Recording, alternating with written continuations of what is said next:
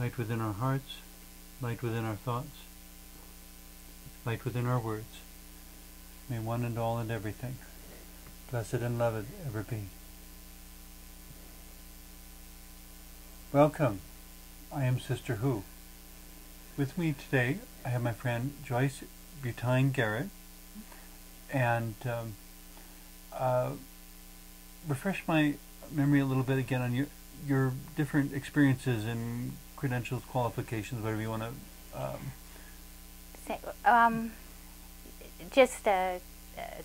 To give our viewers a general sense of who it is we're talking with today. I'm a certified clinical hypnotherapist and life coach.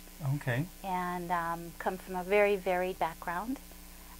Minister's daughter, have had many, many struggles in my life, and am enjoying being in body.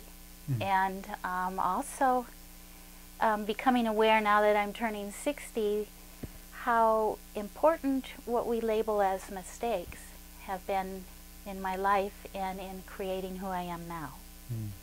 And finding... I always cringe the most when people, when I hear people refer to other people as being mistakes. Yes. I don't like the word. I brought the word up because that's a piece of our discussion. And I think the word mistakes needs to be redefined in our culture and our understanding of our own humanness. I recall reading somewhere quite a number of years ago, the columnist, either Dear Abby or Ann Landers, one of the two, I'm not sure. The one thing, somebody asked them what was the issue or the subject that created the most difficulty, and the response was that the one thing that got the most resistance from the readership was the suggestion that children should be allowed to make mistakes. Parents had just were in an uproar against that suggestion. On the other hand, I had a friend who once suggested, what if there were no such thing as a mistake? If everything was just what it was, and what made it good or bad was simply whether you liked or didn't like it, not whether it was the right or wrong thing to do or say or have happen or whatever. But that means we have to take a open-minded approach to the speed bumps of life. That when things go wrong, it's when something goes wrong, we can use it to further our growth. And I think and I don't say that lightly. No, and I see what I like your word speed bump, because I think that by nature of this life, the only way our brains learn how to respond to an experience is through that initial experience with something. So when you put your finger you lick your finger and put it in a light socket when you're little, the first time around, you learn very quickly that that doesn't feel good. Now, is that a mistake? Yeah. It's a way of also protecting. There's a survival. Your brain, again, records that immediately, so that the chances of you doing that again, you don't even have to think about it. It's been recorded in your brain and in your cells. So was that... But conversely, that borders on the metaphor of how to train a circus elephant. You've heard that one. Exactly, yes, I agree. So I think there's a lot that we grow from that foundation. We start with some of those kind of basic, how do we survive? What's safe, what's not. For anyone in the viewing audience who isn't familiar with the metaphor of the circus elephant, it's basically the idea that to train a circus elephant, you chain its ankle while it's small, and it can't pull loose, and then as it grows up, it forgets that it has the ability to pull the stake out of the ground and remains chained. And that's kind of the basic way our brain forms habits and behaviors that keep us safe. But we as humans also have that a we higher assume level. Keep us safe. Yeah, It can right. also be conditioning that keeps us afraid of something that no longer needs to be feared. Exactly, and I think that's where we have the ability to shift those things when we realize that they're not benefiting us anymore. Well, and this raises a very complex challenge to the medical industry, or to the medical world, rather. In the past, it's been considered a mistake, and of course they always blame it on God, if a child is born blind or deaf or without a limb or something. I imagine it's still widely considered a mistake. So I don't mean to say it's only in the past, but when a child is born that way, if I were the parent, I would not tolerate anyone using the word mistake anywhere within my child's hearing to describe them. And we would simply, throughout their childhood, throughout their whole life, as long as I'm around, we would deal with, continually in conversation, with wrestling with the question, perhaps never coming to a final answer, but wrestling with the question, why did God make me this way? And what's interesting is there's those things that we consider physical mistakes, like blind, we wonder what happened, to people who look perfectly normal and whose insides and outsides are perfectly functioning, that still feel... Or maybe typical is a better word than normal. Yeah, the typical, who still feel there's a mistake, that they're a mistake. Well, yeah. I mean, in reference to myself, I often joke the stork got lost, because there's no reason that a horrendously creative gay young man should be born in a small Germanic farming community in southern Wisconsin, but that's where I was born. It would have made more sense for me to be born in New York City and go to the high school for the performing arts, but it didn't turn out that way. Was that a mistake? It depends on how you look at it. But there's a whole lot more empowerment in not looking at it as a mistake. Exactly. I think it's oftentimes labeled that way, and that's where I feel our culture has done a very big disservice. Clearly, you have, you're let that go, or letting that go, because you wouldn't be Sister Who if you continue to perceive you as a mistake. It is your greatest gift because of what you're able to give back. How do you build any kind of positive self-image or self-esteem out of being a mistake? Which is why, if I had a child who was born without limbs or born blind or whatever, that I would deny people the freedom to use that description anywhere around my child. At least until after he or she and I had a sufficient number of conversations that we could address the subject of how society perceives someone like you. That they will use the word mistake, it's because of their limited understanding, not because there's anything wrong with you. And then they would have to say, well, why don't I have limbs like everybody else? Why don't I have senses like everybody else? If I knew that, there's a whole lot of medical doctors and research people who would love to talk to me. But there are some questions I think it's better not answering, because we have to admit that we don't have the answers. And any answer we give would not be compassionate. No. But I do think that our perception of what is a mistake or not creates a challenge for both those who see themselves as normal, in terms of having to relate to someone they see as not normal, and allows for a whole new level of relating. Having a daughter who was born with a genetic disorder, and her struggle with that as well as my own, to now see her embracing it is the best thing that could have happened to her, because it's made her who she is now. It would seem to me that the first challenge, for lack of a better term, I guess I have to refer to them as people with disabilities, but I don't know that that's a good term. but it would seem to me the first challenge is for them to accept whatever disability they have. Because until they accept it, they can't begin to compensate for it or accommodate it or move beyond it. And so there is a struggle with, why am I not? Why has this happened? A lot of those why questions come up. But you have to get to simply saying, I am. That is me. Whatever. And to honor and respect it in yourself. And then not to let other people's definitions of what you can and cannot do be the boundary. Absolutely. Because everything people have said, well, you can't do that because you're blind. You can't do that because you're deaf. You can't do that because somebody has already gone out and done it. Right. And it's, I mean, Helen Keller, you know, is one of the... blind and deaf, and yet she was, do I understand correctly, a writer and lecturer by the end of her life? Exactly. Poetry, just amazing.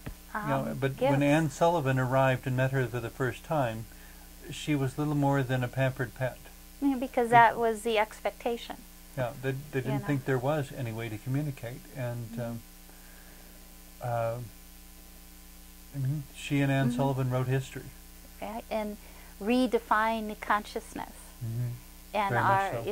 and that the only way someone is intelligently human is how they see something, or how they say something, or how they hear something. And the other problem with regard to viewing them as mistakes, my understanding is there have been a limited number of cases where being blind was viewed as a mistake, and some glorious operation was instituted that restored sight. And everyone said, there, we fixed that problem. Well, actually, they only created bigger problems, because that person had totally learned to relate to the world from the experience of being blind, and was having to relearn everything, and was more handicapped by having sight than he had been being blind. Absolutely, because we see with our brain, not with our eyes. And so there is a different type of seeing if the eyes aren't there. And probably... I love the movie Heidi, when Patricia Neal, in the particular version I'm thinking of, played the elderly grandmother whose vision has now faded. And she kept saying, because Heidi would walk in and she'd say, oh, a beautiful young girl. Well, how can you see that? You're blind. And it's because I have eyes in my fingers. She kept telling her all through the show, I have eyes in my fingers. And in a sense, she did. Yeah. And it's a whole different way of perceiving. And but for all of the people, I mean, in a way, I suppose you could say the non-disabled people are missing out, because there are means of perceptions and dimensions of experience that they will never know. I remember when I was in grade school at my good little Catholic elementary school, being taught by, I think it was Sister Rosemary, in any case. There were some phonetic reading card things that we had. And there was a story in one of them of a teacher who worked with students who were deaf. And they somehow were out on a field trip or something. And this young lady saw the sun streaming down through the trees, and communicated with their teacher in sign language about how beautiful the music must be. And the teacher had to explain to her that sun coming through the trees didn't make any sound. That's interesting. And at first the girl was very heartbroken that she saw something so beautiful, and she was imagining that it must make beautiful sounds like fingers over a harp string. And the teacher said, no, this is actually a wonderful gift that you have, to hear music the rest of us will never hear. Oh, that's beautiful. And I mean, it put a different perspective on it. And but it's allowing for there to be more ways of perceiving than any one of us individually knows. And to be willing to learn from all the ways of perceiving. That there are things, our friends who are so-called disabled will perceive, will notice, will pick up on that I wouldn't begin to notice. I have a friend who's blind, and we can walk up to an intersection, and I'm looking around trying to figure out what's going on, and she's already figured out what the intersection is like because she knows how to calculate all the converging sounds. Oh, wow.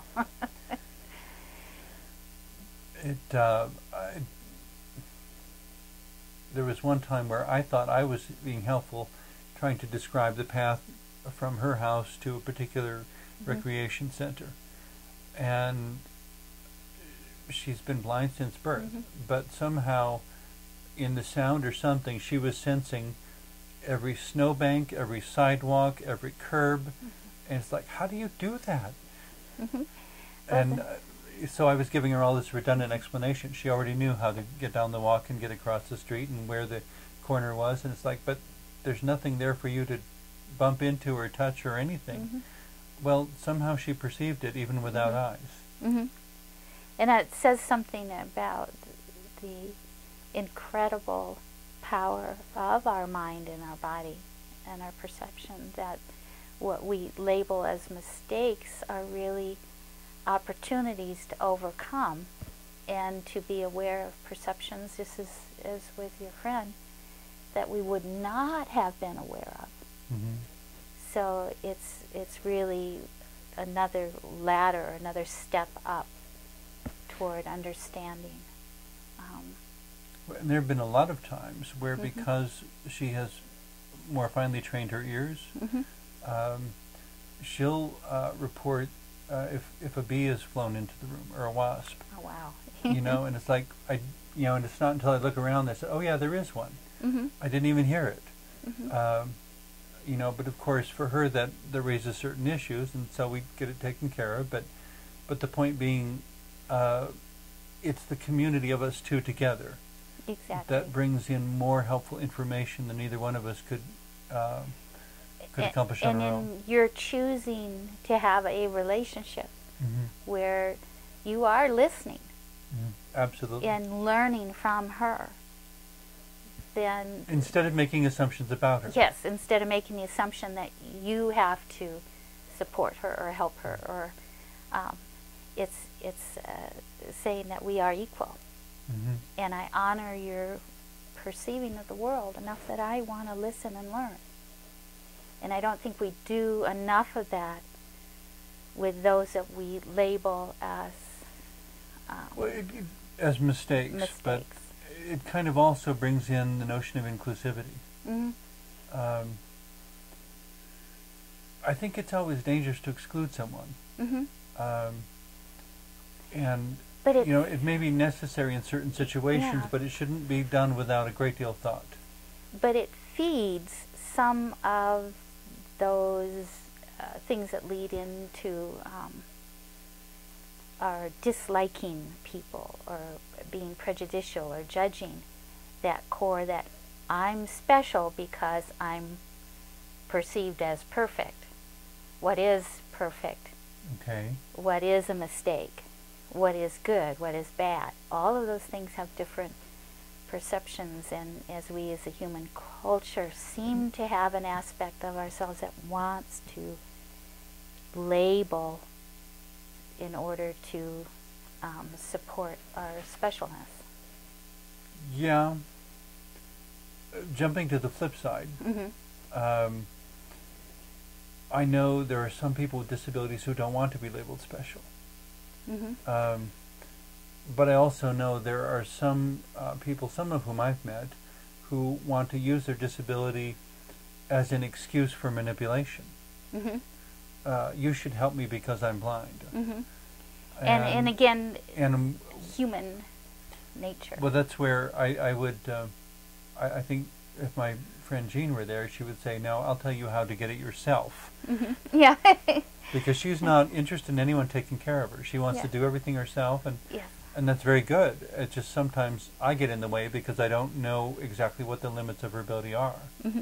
And so I try to be sensitive and not overbearing whenever I'm around her. But and so in a sense, we're talking about the differences that can be physically seen The invisible ones are always the hardest. The invisible ones are the hardest, and I think that's what you've struggled with. My best friend in theological school was on painkillers because he had a degenerative bone disease. Superficially, when his medicine was working, he looked just like everybody else. And so when he would claim to be disabled, he ran into a lot of adversity from other people who just were not at all interested in being compassionate and were sure he was making it all up. And all that was necessary, well, he and I talked about it once, and he said, maybe I just need to walk around with one of my x-rays taped to my back. Exactly. You know, and then they can see. But when it's invisible, it's like we forget the better part of what it means to be human. Exactly. Or to be humane. And anything that separates us from our humanity generally leads away from being the children of God I believe we were intended to be. And so if we say there are no mistakes, it's simply that each one of us has a challenge of some sort. Well, and we could consider what message is God attempting to send to me through this person. Why would God send me a friend who is blind? Why would God send me a friend who is paraplegic or quadriplegic? Why would God send me a friend who is deaf? There's some reason.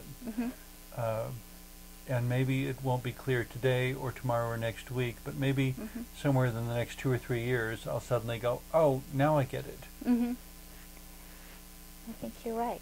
And I don't, but again, I don't want to put him on a pedestal. It's not that, you know, so-and-so is blind, so we need to venerate them, and oh, they've accomplished so much, and you know, by the time you get done making them a hero, they're not really able to be a real human being anymore. Exactly right. So, but can we see, I think, how am I wanting to articulate that oftentimes we call what we perceive as different in someone else a mistake because of that which we cannot look at inside ourselves. Well, because of the standard we have embraced. Yeah, exactly.